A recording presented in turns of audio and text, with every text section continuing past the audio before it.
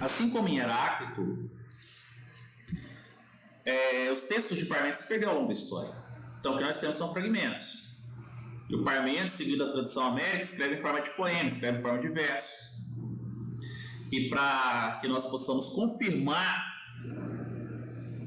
essa afirmação de que o ser é e o não ser não é, eu cito talvez não, é certamente um dos principais fragmentos do Parmênides, que ele diz assim: a gente vai corroborar, ou seja, confirmar a nossa afirmação, que vai acompanhar até o final das aulas de Parmênides, a afirmação de que o ser é e o não ser não é. Olha o que ele diz: necessário, ou seja, é necessário, não é necessário, não é uma coisa possível, é necessário, é indispensável dizer e pensar que o ente é. Pois é ser. E nada não é. Isso eu te mando considerar. Ele está falando para você que o necessário, o verdadeiro, é dizer e pensar que o ente é, pois é ser e o nada não é. Vou te dar uma força, depois eu volto, porque o que eu vou te explicar em um outro slide está aqui, só que no outro está mais pedagógico. Olha aqui, ó. É que você começa a entender que em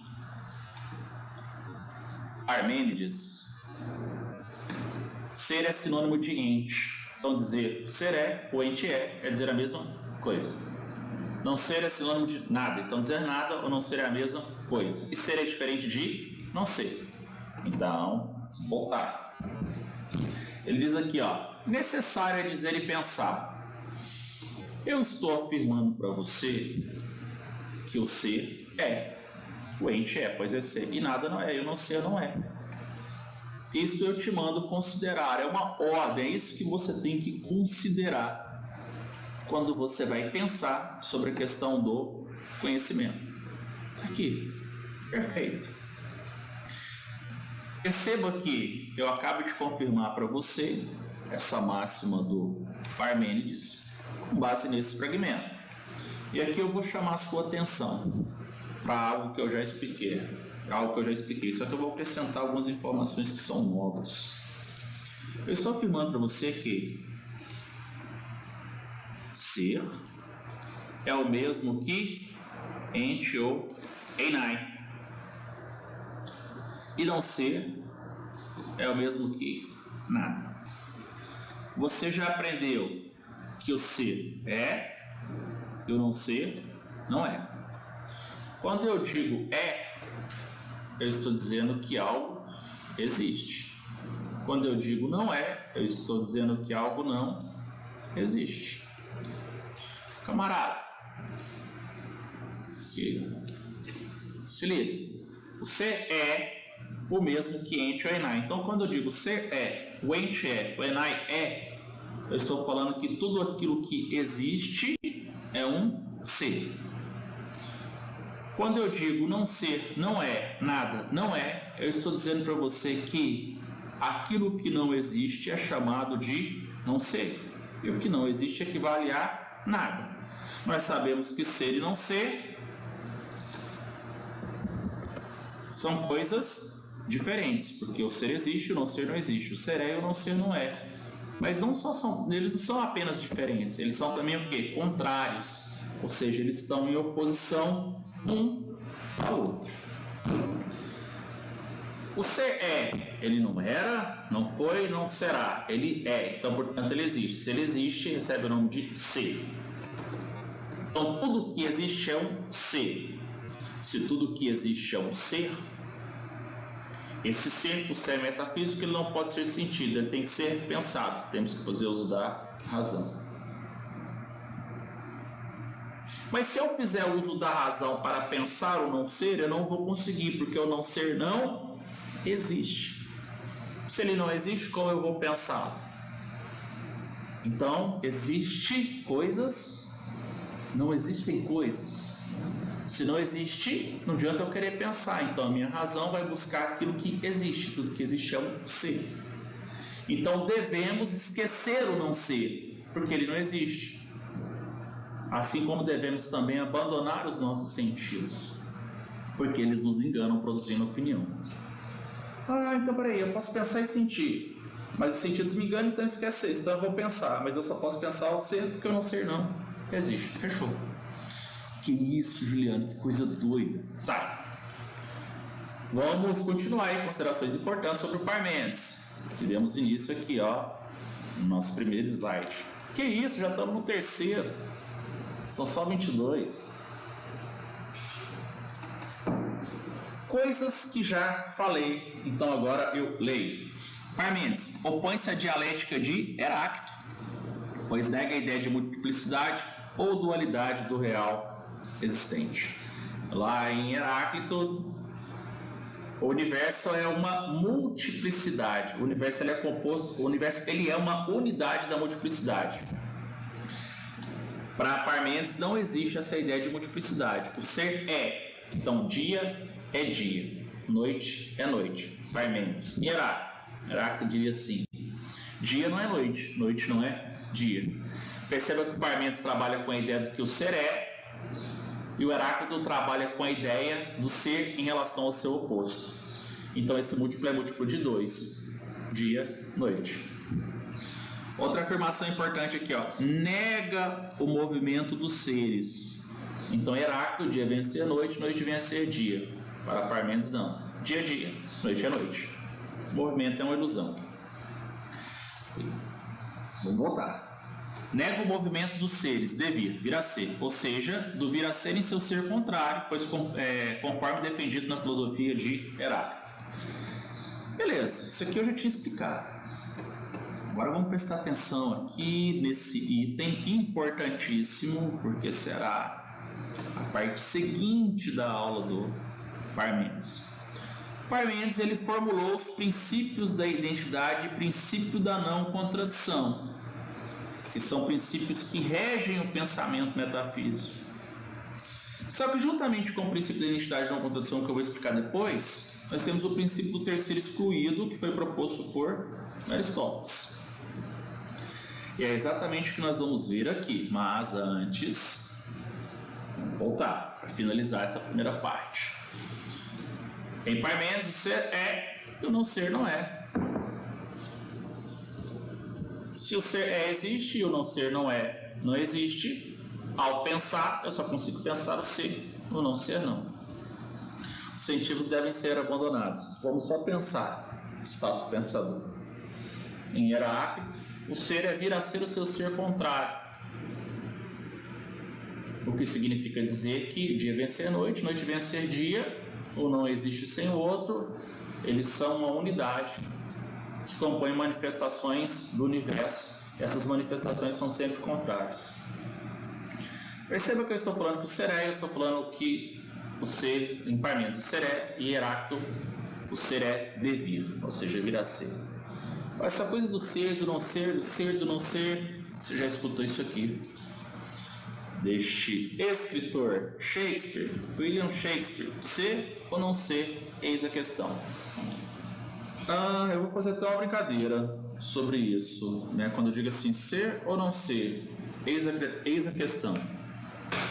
Vou colocar dentro de uma outra lógica. Metafísica ou dialética? Eis a questão. Beleza? É isso aí, galera. Valeu. O que eu vou explicar agora refere-se aos princípios da lógica, os dois primeiros apresentados por Parmênides e o último por Aristóteles. Nesse momento, então, nós vamos trabalhar coisas que são cheias de detalhes.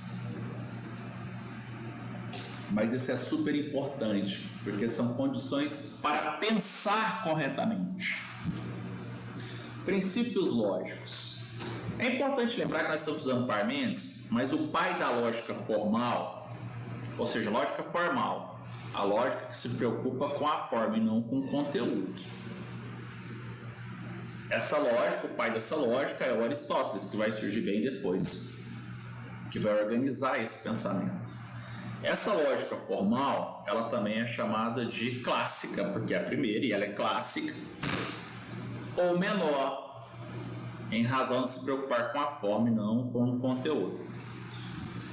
Tá. É claro que o conteúdo é o objetivo final. A lógica é a ciência que te ensina a pensar corretamente, ou seja, a conduzir o seu raciocínio. Então, vamos lá. Na lógica formal, os princípios clássicos são identidade, não contradição e terceiro excluído. Quem vai escrever sobre isso vai ser Aristóteles na sua obra Órgão, que é o conjunto das suas obras de lógica. Esses princípios são necessários para validar o raciocínio, que representa o modo correto de conduzir o pensamento humano na busca da verdade. Então, peraí, lógica é a ciência que ensina a pensar corretamente para você chegar a algo que é verdadeiro. E aí eu vou chamar a sua atenção aqui do seguinte ponto. Eu falei para você que a lógica,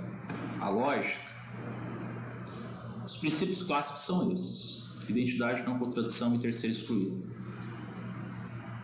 E a lógica tem como objeto de estudo o raciocínio, ou seja, a nossa forma de pensar, não é o conteúdo, é forma.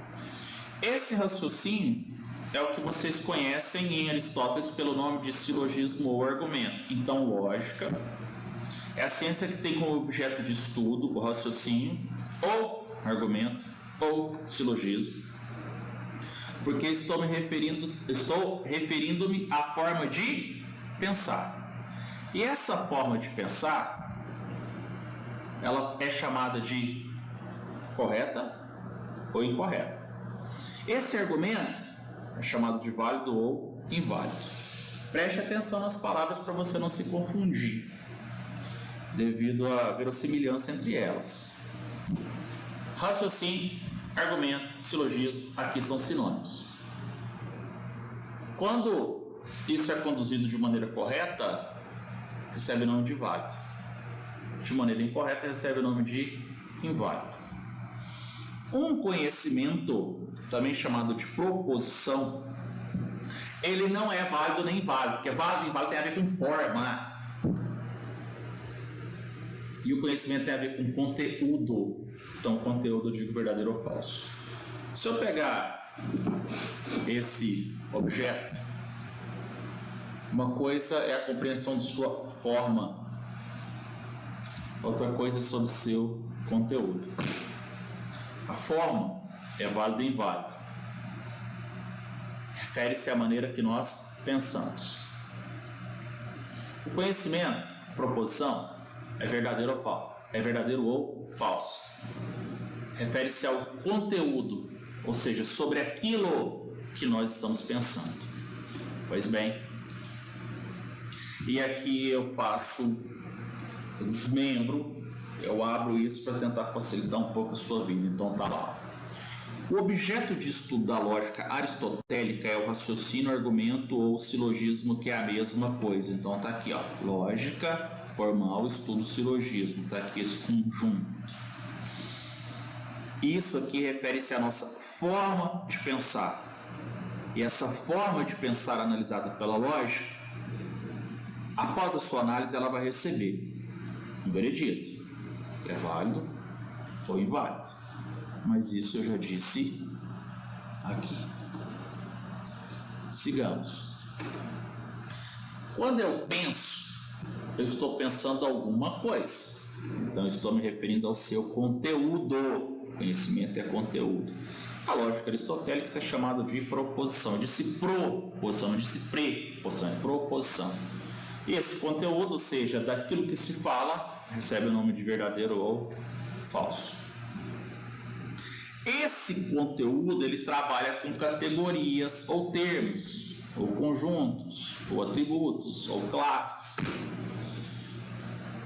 E aí eu não vou entrar em detalhes, mas são 10 as categorias. Uma é substancial e 9 são acidentais. Mas eu vou dar exemplos, logo depois eu vou dar exemplos, tá? O que são categorias? O que são termos?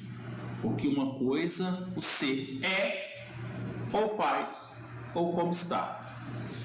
Então a lógica ensina o homem a pensar corretamente, para que, na busca pelo conhecimento verdadeiro,